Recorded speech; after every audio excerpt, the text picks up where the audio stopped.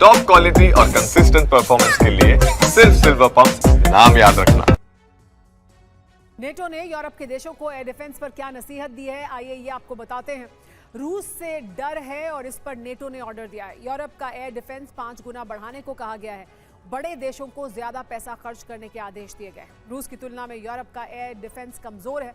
अगले 5 साल में एयर डिफेंस को मजबूत बनाने का संकल्प लिया गया है। गुरुवार को ब्रसल्स में नेटो के रक्षा मंत्रियों की बैठक हुई। ब्रसल्स की बैठक में एयर डिफेंस को मजबूत करने पर चर्चा की गई। लेकिन रूस के ड्रोन हमलों से बुरी तरह दहला हुआ है यूक्रेन। ड्रोन से यूक्रेन की सैन्य पोस्ट पर रूस द्वारा अटैक किया गया है, जिसकी वजह से दहशत दिखाई दे रही है। देखिए, रूस के ड्रोन हमले से दहला है यूक्रेन। रूस ने यूक्रेन के पोस्ट पर हमला किया है। यूक्रेन की सैन्य पोस्ट पर लगातार अटैक किया जा रहा है रूस द्वारा और इसमें ड्रोन का इस्तेमाल किया जा रहा है।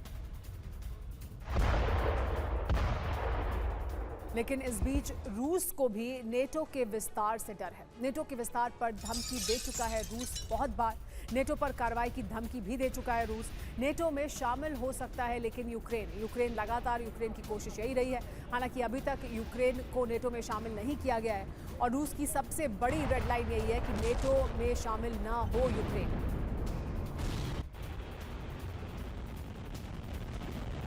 लेकिन नेटो को रूस से कैसा डर है, ये जान लीजिए। नेटो में किस तरह का डर रूस की वजह से इस वक्त पसरा हुआ है, इससे जुड़ी बड़ी जानकारी है कि रूस यूक्रेन युद्ध के बाद यूरोप पर भी खतरा बढ़ गया है। रूस को सबसे बड़ा खतरा यूरोप और नेटो से ही है। पुतिन नेटो के विस्तार से बहुत खफा है। यूक्रेन में नेटो के दखल से भी रूस नाराज है। रूसी सेना यूरोप पर हमले की धमकी देती रही है। रूस और नेटो में सीमित युद्ध हुआ तो खतरे में आ जाएगा यूरोप। रूस की ड्रोन और मिसाइल ताकत यूरोप के देशों से कहीं ज्यादा है। यूरोप को रूस की क्रूज बैलिस्टिक मिसाइलों से खतरा है।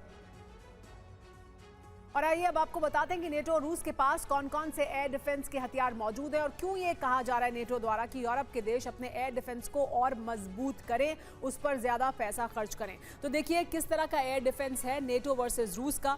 ईरान के सैन्य ठिकानों पर हमले कर सकता है। कमांड सेंटर पर सटीक हमले कर सकता है। F-35 और F-22 और B-2 का इस्तेमाल करा जा सकता है। तो ये ताकत है।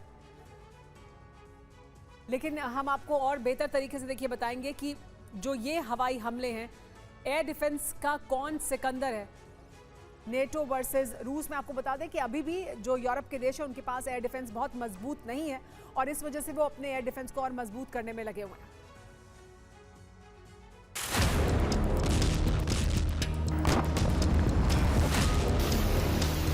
रूस का मकसद अब साफ है कि यूक्रेन के पूर्वी हिस्से को कीव से छीन लिया जाए और इस अभियान में सूमी सबसे अहम क्षेत्र साबित होगा।